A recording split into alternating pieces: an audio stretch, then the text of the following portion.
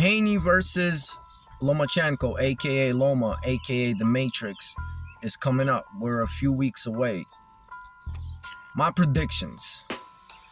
It looks like, it has been looking like for the past, couple years, that the world of boxing, the business side world of boxing, has been trying to write Lomachenko off.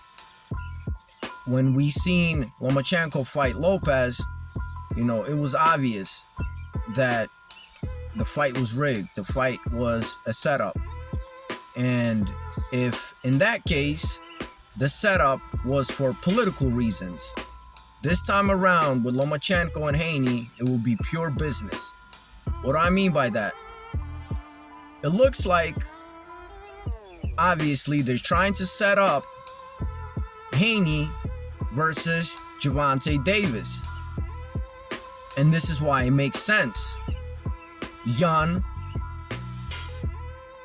fighters, young champions, more importantly, young American fighters, champions, which makes a lot more sense. If you don't think that boxing gets political and geopolitical, you're wrong. So it looks like they already got the fight figured out. It looks like, Loma gotta take a L on this one so they can make Haney versus Tank Davis, which is gonna make a lot more sense. So again, if Lopez versus Loma was political, this one is pure business. The only way Loma wins if he gets a pure win by knockout or a TKO. The only way he wins if he breaks the Matrix, man.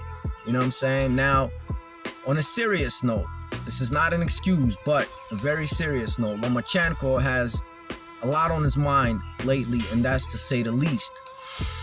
When the conflict in Ukraine started, the dude, being the dude that he is, took up arms and stood there with our country, with Ukraine, And little do you know, with everything going on in Ukraine, with, whoever's running the show out there is trying to tear people apart by religion, by restricting people from practicing their Orthodox religion, and Lomachenko himself being an Orthodox Christian, he had his opinions on Instagram, and what do you know?